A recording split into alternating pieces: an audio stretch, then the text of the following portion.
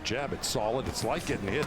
Oh! Oh, down it goes, Perez! Oh, my goodness! You watch the head on the inside. Catch them up. Good luck to both of you. Tuesday evening here in Los Angeles. Wonderful springtime as we head towards the summer. There he, when Perez jumped in, he stepped back. Let's see how well Perez fights the southpaw, as good as Frank Martin. Well, both men have similar records, and they are to this fight. Frank Martin sparred with Gervonta Davis to the two great champions thought of each of these guys. You know, so they wanted them to end. One of them was going to walk out here on his way a little bit quicker. And right now, Martin, 3.5 years. See how Martin keeps that right hand up? He keeps checking that right hand up next to his head. See, he loves the left hand. He's very left hand centric. See his left uppercut with it. Final moments of the first round between their mark and head up the rankings into the top 15, top 10. There's a left hook and a counter for round. This one is scheduled for 10. Frank Martin trained as led by Jose Santa Cruz, but is the brother of Leo Santa Cruz, Antonio Santa Cruz. So just rounds. Yes. And Jerry Perez knocked out Tyrone Lucky in 1 round. Wow. Yeah, so there's their common opponent. I mean, they just continue to have the, as you mentioned, Joe. Frank Martin is as good as I thought he was. He's just looks like he owns the ring, but just his own behavior, it's like he just feels very confident in what he's doing. That there's where, you know, Perez, of his body and your body, just right off the bat. See, there's a nice straight left there by Frank Martin as we the body by Martin. We asked Frank Martin what he was trying to information. I understand why. I mean, some guys will give you what their game plans are. Other straight left hands. He tries to get off to your left side, and occasionally, like that. Nice right hook. See that? Occasionally, he'll move the other direction, make you miss a punch, and then counter with the left hand. Good at the few things he does. He's very fast as well, Joe. I mean, the quickness is evident that he is. Jerry Perez has got some catching up to do. You see, he likes to go to your left like that, sneak in a left hand. He'll put it in the body a few times, get you thinking body, and then bring it up top. But every so often, he'll step over to you, and then he'll fire back with a cutting across with a left hand like that. So fight him. No question. Yeah. Well, because stylistically, they're a nightmare. It doesn't matter, and then there are other guys go, I love fighting southpaws. They're the rarity. Yeah, I was going to southpaw. No, I have, because some guys go, oh, I love them. I got their number. Oh. Are you simply, you know, he doesn't have to be running around to do tricky stuff. Frank Martin, not just get picked apart all night.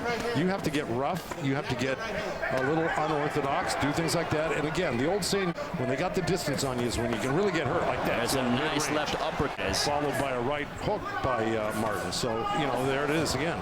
And then Martin threw the left and then went right back down, 2 shots to the body. He's a combination punch.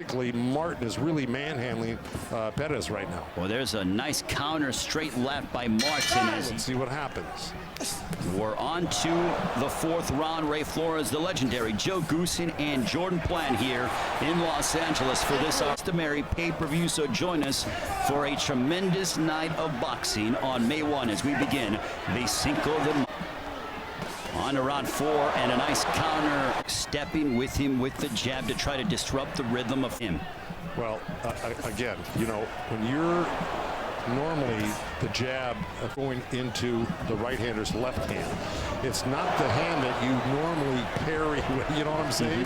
You parry a jab with your right hand. So they've got the advantage over you on that. Well, not just that, it's how they measure you, and they land those great left hands off you by touching that jab while yours is dormant, which is different than 2 right-handers. Absolutely. Well, it's under a minute to go here in the 4th round between Frank Martin and Jerry Perez.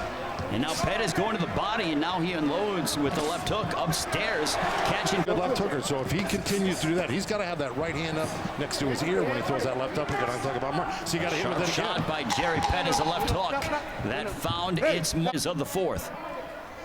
A left hook to the body, and now Perez hammering away upon the body of Martin. Be a sign that maybe Jerry Perez is starting to figure out Frank Martin. And remember, it's a 12-round fight. We're only in the 5th, right? 10-round fight, yes. What happened to the 12 rounds? I marked that down wrong. Yeah, I think either way, though, we are going to head towards 10 and 12, so it is a 10-round main event. Well, your focus is on Auditorium and Ruiz, you know, like that, Joe. So. I was fed misinformation. I want heads to roll. Boy, oh boy.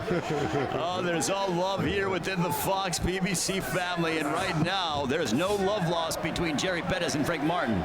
Advantage for the Indianapolis, Indiana product. See, right there. Is able to close the distance here. Parry away, and now it's some wrestling. He almost has like in a guillotine choke. Wrong sport. Oh, and they continue. He was holding on to the net. As an escape route, and Perez is catching him and locking him in. And he didn't let him go when he was told to let go. Yeah. So, no, he held on to that neck and was. I mean, the movie was a little scary. And the character, you know. And now hammering away is Jerry Perez upon Frank Martin. Left hook to the elbow area. Well, there's a nice right to the body by Perez. Because you see how Martin just got out and use that left hook. Keep him in there. Then go to the top. There, like that. Straight zone. Round number 6. This one is scheduled for 10. Between Frank Martin and Jerry Perez. Joe, I know that you and I are not scoring the fight, but from your standpoint. You know, one of the key factors in scoring is ring generalship. Who's the general in there? Who's dictating how this pace? Perez has landed 8 body shots total in the first half of the fight. The hook normally. Could it be that Perez isn't as athletic and agile as Martin? That could be a reason why he has been unsuccessful. Behind. Some guys just have, look. There's a nice straight left. He's a beat behind Martin. He just doesn't have the speed, but he's got power, and that quickness of Martin, and make it a brawl. See, he's going to the body. He's got to do that more often. Well, Perez has got to get to work. There's a good left hook by Perez right there. Under a minute to go here in the 6th. See, and starting to get some of his stuff working.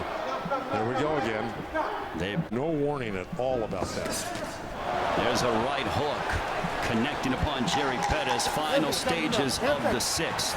A blast, enjoying ourselves, and we hope you've been enjoying this weeknight edition of PBC on FS1. Like Ernie Banks said, let's play 2. Oh, I agree. All right.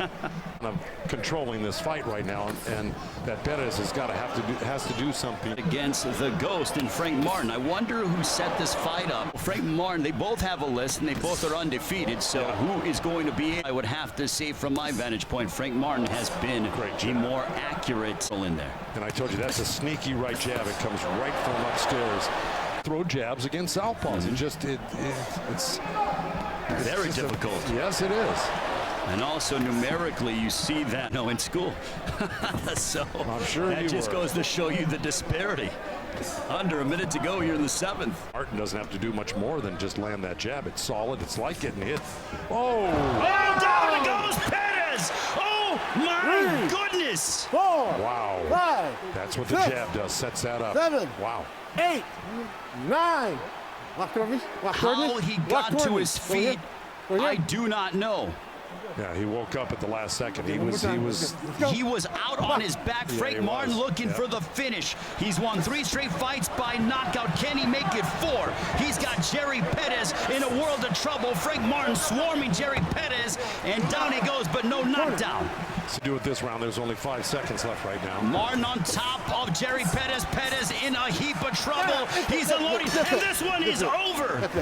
And this fight is over. Frank Martin has stopped Jerry Perez to remain undefeated. That's 4 straight wins for Frank Martin. Wow. Wow. See, that jab fell short, 2. And it comes right around that low hand. See, Frank Perez tried, or I should say Jerry Perez tried to reach out to stop the left hand, and it came right around. Look, see, he went to reach for it, and it came right around. That's like getting hit with a left hook, but with a strong lead hand from Frank Martin. Again, the double jab, and then that left right behind it. Boom. Yeah. See, he thought a straight left hand was coming. That's why he put his hand there to catch the straight left hand. But he reached out too far, and then Martin just hooked around that outstretched hand and put him out there. But you got to remember, Frank Martin. And he finished off Jerry Perez to remain undefeated. Yeah, I got no problem with Jerry Cantu stopping that fight right there, because it would have been really bad next round. He was out of it, and he was getting hit with hard shots right there. Ladies and gentlemen, the end comes at 2 minutes 59 seconds of the 7th round for your winner by knockout and still undefeated, Frank the Ghost Martin.